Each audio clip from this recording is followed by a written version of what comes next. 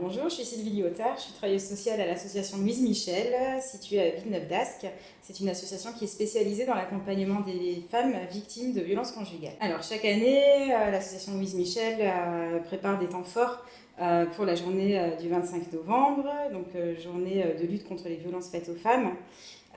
Cette année, on a choisi de venir au centre social Centre-Ville de Villeneuve-d'Ascq de manière à proposer quelques activités. Donc l'idée, c'est que les habitants puissent se rencontrer et puissent aussi discuter, échanger autour de cette thématique-là et d'aboutir éventuellement à un travail collectif. Pendant toute la journée, donc, il y aura différents ateliers de proposer. Déjà des présentations des différentes associations qui participent à ce projet. Donc il y a la RIFEN par exemple, donc il y a l'association Louise Michel et différents ateliers qui s'adressent à tout public. Il y a une exposition qui aborde la violence faite aux femmes à travers le cinéma. Il y a aussi un autre atelier qui permet de concevoir son propre sac, donc les tote bags, à l'aide de tampons et des messages féministes. Donc du coup, libre à chacun d'imaginer son propre sac. Il y a d'autres ateliers, surtout d'échanges et de discussions, notamment un petit film qui dure vraiment 2 minutes, ça s'appelle La tasse de thé, et c'est sur le consentement, donc ça c'est vraiment très chouette. Après cette journée, si les habitants ont le besoin d'avoir d'autres informations sur les actions de l'association Louise Michel, les personnes peuvent venir téléphoner. On a aussi un site internet, on vous le communiquera après. Et il est évident que si des personnes souhaitent travailler et plus en profondeur cette thématique, on est disponible, donc elles n'hésitent pas à revenir vers nous. Oui, bonjour, je m'appelle donc Bernard Gabriels, je suis de l'association RIFEN, qui signifie Rencontre internationale des femmes noires. Alors je précise immédiatement parce que les questions sont tout de suite, ouais, les femmes noires, non. Nous sommes pour une société inclusive. Donc nous acceptons bien entendu dans nos permanences hommes, femmes, noirs, blancs, et j'ajouterai homo, hétéro, LGBT, etc. Donc on est vraiment inclusif par rapport à ça, valide, femmes ou handicapés. Voilà.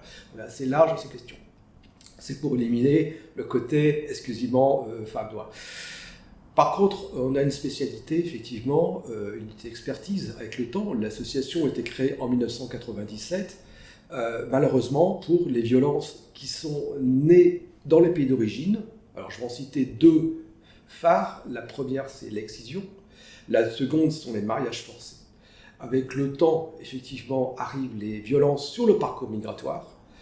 Effectivement, ces dames quittant l'Afrique subsaharienne, remontant vers l'Europe, effectivement, le parcours est plein d'embûches. Ça n'exclut pas qu'effectivement, ces dames, une fois qu'elles sont présentes sur le territoire français, d'avoir des violences comme toutes les dames européennes, occidentales, asiatiques, celles qui sont présentes sur le sol également, de violences de type conjugal, des violences aussi intrafamiliales. Donc c'est toutes ces questions que nous travaillons. L'association RIFEN travaille en partenariat avec d'autres associations. Aujourd'hui, on est avec l'association Louise Michel, mais nous travaillons avec Solfa, le CIDFF, Solfa, Solidarité Femmes, CIDFF, Centre d'information pour le droit des femmes et des familles. Également avec d'autres associations sur la Maison des femmes sur l'île, mais on est également dans le réseau Femmes de Roubaix qui regroupe un certain nombre d'associations sur le territoire roubaixien.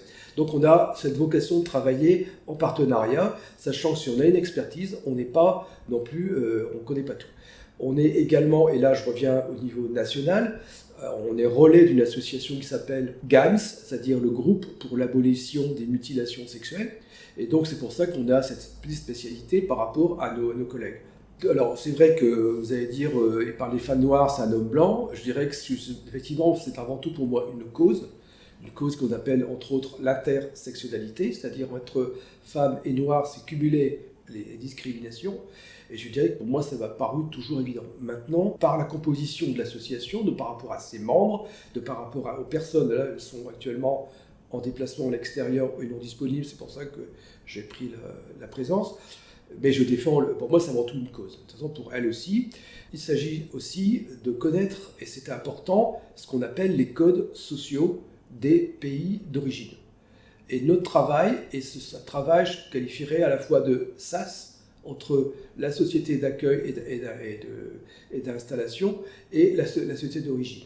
Donc on se SAS, et également un hub, c'est-à-dire que dans la RIFEN, on arrive dans une association auquel on peut se reconnaître parce qu'on est femme et africaine, ou noire Afrique subsaharienne, et on peut ensuite être orienté vers soit un commissariat, voire une association spécialisée pour ces problèmes de logement. Voilà, on est plutôt celui qui va accueillir et qui va orienter. Pour certaines personnes, on fait un accompagnement beaucoup plus important parce que ces personnes ont besoin aussi d'accompagnement. Mais également, on a un rôle extrêmement important, c'est de briser la solitude. Ces dames, en général, se retrouvent pas forcément avec des diasporas ou parfois emprisonnées dans des communautés. Le but, c'est de croiser effectivement les communautés pour qu'elles se retrouvent avec des codes équivalents, mais pas forcément la langue. Je pense à la langue en même temps, une petite parenthèse, si quelqu'un d'Afrique subsaharienne n'ont pas été scolarisés ou d'Afrique non francophone, on peut l'orienter vers des associations aussi qui sont spécialisées dans l'apprentissage du français. Donc voilà, on est vraiment au croisement d'un certain nombre d'accueils de personnes.